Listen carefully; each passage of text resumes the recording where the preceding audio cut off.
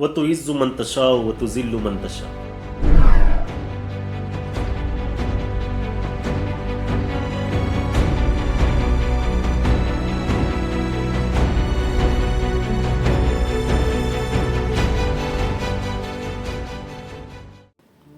आज देश में सीजेपी के मेन लीडर से ज्यादा चर्चे इरफान के।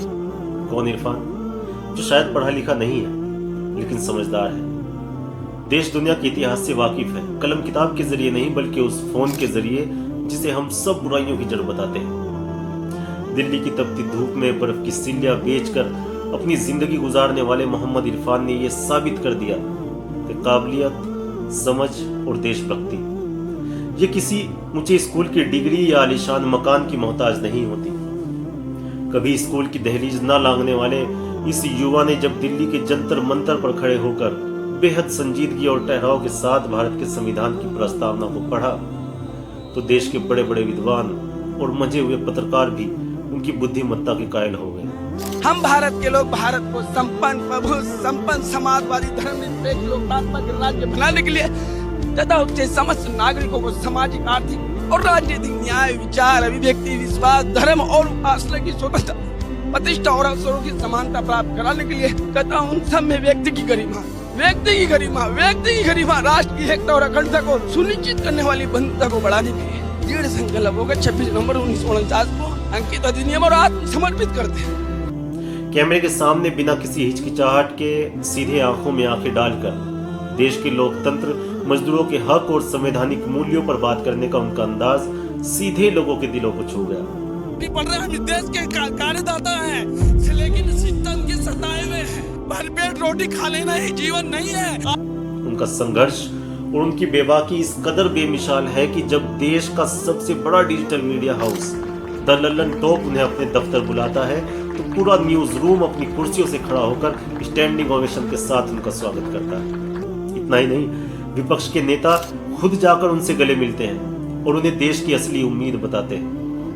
भारत में वायरल झुग्गी बस्ती में रहने वाले मोहम्मद इरफान लल्लन टॉप के ऑफिस में गए, लेकिन जैसे ही वो ऑफिस में पहुंचे उनकी एक हरकत की वजह से लल्लन टॉप के पत्रकार भी उनकी सादगी देखकर चौंक गए। मोहम्मद इरफान अपनी वही 70-80 रुपए वाली हवाई चप्पल पहनकर लल्लन टॉप के ऑफिस में आए। जैसे ही वो अंदर आए तो उन्होंने पत्रकार से कहा कि चप्पल यहीं उतार दूं? पत्रकार ने मासूमियत को देखते हुए कहा कि भाई आ जाओ ऐसे ही।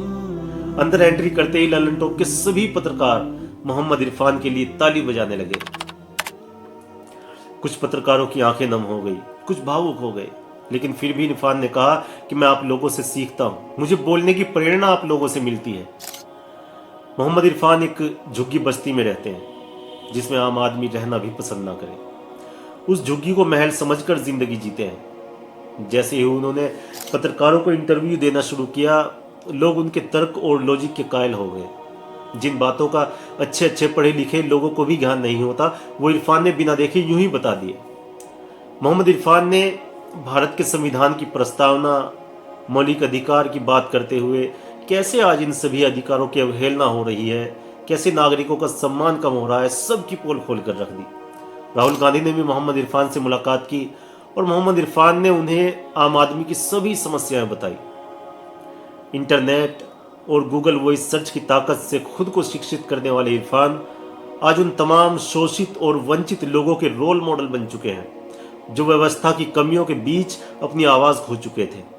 मोहम्मद इरफान महज एक वायरल चेहरा नहीं है, बल्कि उस जागते हुए हिंदुस्तान की जीती जागती तस्वीर है जो अपने अधिकारों और संविधान की रक्षा के लिए पूरी गरिमा के साथ खड़ा होना जानता है। इरफान ने हमें बता दिया कि फोन का काम सिर्फ बातें करना, वीडियो गेम खेलना, गाने सुनना, फिल्में देखना भर नहीं है, पूरे दिन सिर्फ रील्स देखना भर नहीं है, बल्कि इससे बहुत कुछ सीखा जा सकता है, बहुत कुछ बना जा सकता है, बहुत कुछ बनाया जा सकता है। अगर इरफान जैसा इंसान सीख सकता है जिसके पास ना कोई डिग्री है ना डिप्लोमा, जो हिंदी ठीक से नहीं पढ़ पाता, जो पूरे दिन मेहनत मजदूरी करता है, वो सीख सकता है, तो हम और आप क्यों नहीं। आज खुद से एक वादा करें दोस्त कि इस फोन का इस्तेमाल अपना समय खराब करने में नहीं, अपना समय बनाने में करना है। बाकी इरफान नाम के इस सच्चे हीरो को मेरी तरफ से सलाम। दोस्त, सोच बदल कर रख दी तुमने यार।